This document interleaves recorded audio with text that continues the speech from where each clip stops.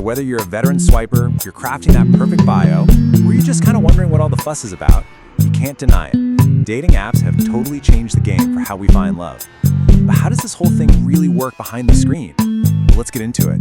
To really get a sense of just how massive this is, look at this number. We're talking about over 200 million active users on dating apps around the globe.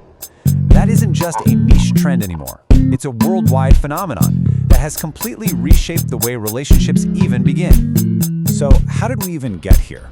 You know, for most of human history, if you wanted to meet someone, it was all about mutual connections, stage one.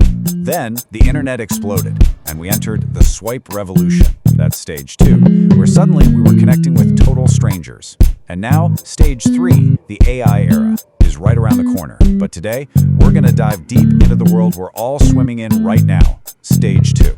All right, so let's jump into the new dating game. I mean, this market is unbelievably crowded. It feels like there's a new app popping up every single week, right? But who are the real giants here? And how are they all fighting for our attention, for our swipes? Just take a look at this breakdown of the US market from 2022. It's kind of wild. You've got two apps, Tinder and Bumble, controlling over half of the entire market. That leaves everybody else, that huge 48% slice of the pie, scrambling to find their own unique corner, their own niche, just to stay in the game. And the way they do that is by having a really distinct philosophy. Tinder is all about speed and volume. It's a game of endless swiping. Bumble carves out its space by putting women in charge of starting the conversation. And then you have Hinge, which positions itself as the complete opposite. The app that's actually designed for you to delete once you find a real connection. So, we've seen the apps, but what about us, the users? I mean, what is really driving millions of us to sit there and swipe day in and day out? Well, the answer is way more complicated than just, finding the one. Our reasons for being on these apps are completely all over the map. Yeah, of course, the big one is the search for love, but people are also looking for something casual or just to expand their social circle.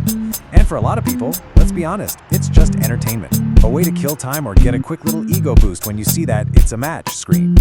Now, if you want to understand why swiping behavior can be so different, especially between men and women, there's this really interesting concept from evolutionary psychology called strategic pluralism. All it really means is that we all have different goals when we date. Sometimes we're playing the long game, looking for a life partner. Other times it's more of a short-term thing. And our strategy, who we swipe on, changes depending on that goal. And this is what that theory looks like when it hits the real world. This comment from a Reddit user puts it very bluntly, but it gets to the heart of the idea. Because the potential biological stakes have historically been much higher for women, the data from these apps pretty consistently shows they tend to be